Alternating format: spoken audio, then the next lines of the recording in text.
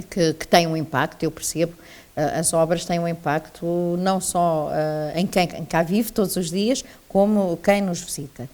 A obra da Várzea Grande está dentro dos prazos e, portanto, está a avançar claramente. A obra da Nuno Álvares, quando fiz o último ponto de situação, ela estava atrasada cerca de 2 meses em relação ao cronograma da obra. E foi solicitado ao empreiteiro que fizesse o reforço de trabalhadores na obra para colmatar o tempo de atraso. Eu também tenho passado na obra e tenho passado, às vezes, a pé, só para tentar perceber, e vi que não havia aqui reforço do número de trabalhadores. E, portanto, temos hoje uma reunião para tomar medidas mais concretas para que o empreiteiro cumpra aquilo que está acordado no contrato que assumiu com o município. Mas, sendo que estas obras nos preocupam, porque efetivamente causam-nos impacto todos os dias, há uma terceira obra no concelho que também me traz alguma preocupação e que também já está marcada a reunião com o empreiteiro no sentido de, eventualmente vamos acionar todos os mecanismos, sabendo certo que às vezes quando se acionam os mecanismos legais corremos o risco do empreiteiro se ir embora e depois ficamos com o menino nos braços, que é a obra do Centro Escolar da Linha Ceira. A obra do Centro Escolar da Linha Ceira também está bastante atrasada. Nós já sinalizámos esse facto junto da CCDR, porque também é uma obra que tem fundos comunitários, está a ser financiada, até porque o empreiteiro tem um conjunto de obras na região e que este atraso verifica-se em todas as obras, mas para dizer que não são só estas duas obras que me preocupam. A Várzea Grande não me preocupa, porque preocupa no sentido é que, pronto, causa impacto e isso eu percebo essa questão.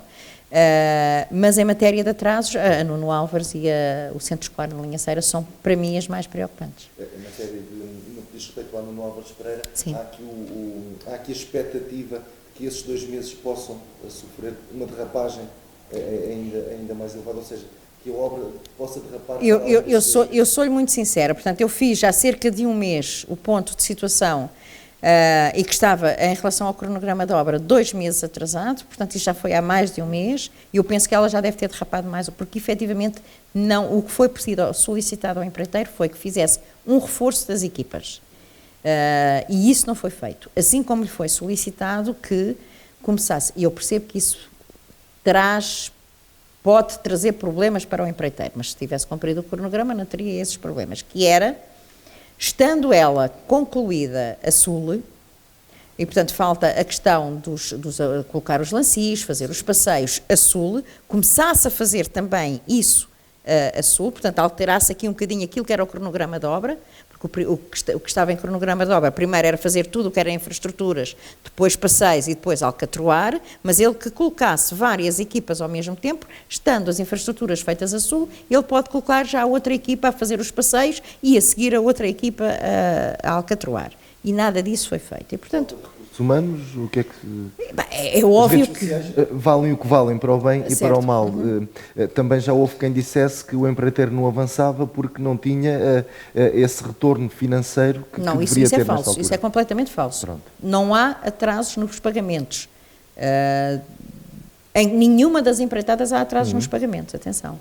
Portanto, quando é aprovada uma empreitada, tem um cronograma financeiro e um cronograma de obra, não é?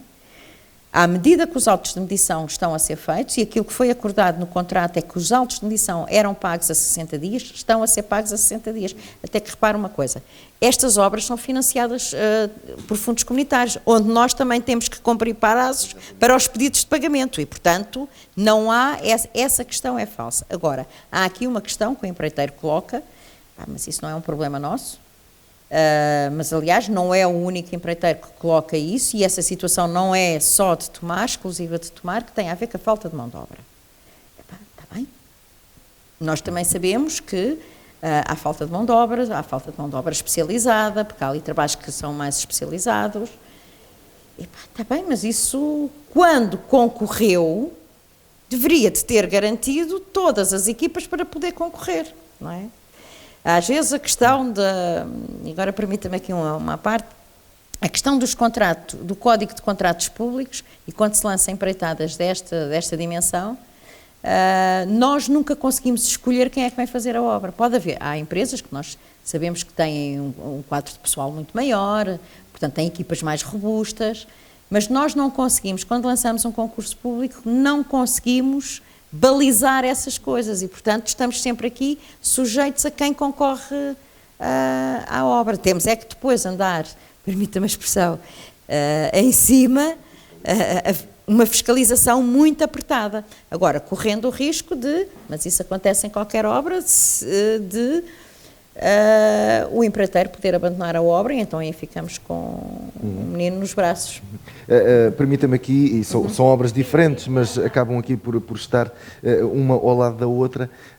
Foi uma opção política, e já fez questão de sublinhar isso mesmo, que na obra da Várzea Grande não fosse incluído o tal estacionamento subterrâneo.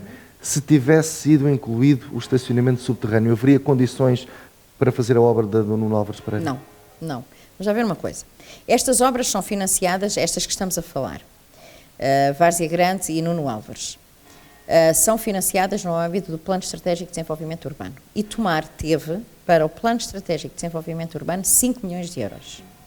A opção aqui foi clara. Ou fazíamos um parque subterrâneo e gastávamos os 5 milhões de euros num parque de estacionamento subterrâneo, ou dividíamos os 5 milhões de euros por um conjunto de obras. E nós resolvemos dividir por um conjunto de obras. E quais são essas obras? São aquelas duas que já estão a decorrer, portanto, a Nuno Álvares e a Várzea Grande, é a requalificação da Coronel Garcês Teixeira, portanto, desde o Instituto Politécnico até à Praceta Raul Lopes. A questão da Praceta Raul Lopes ficou fora do PEDU.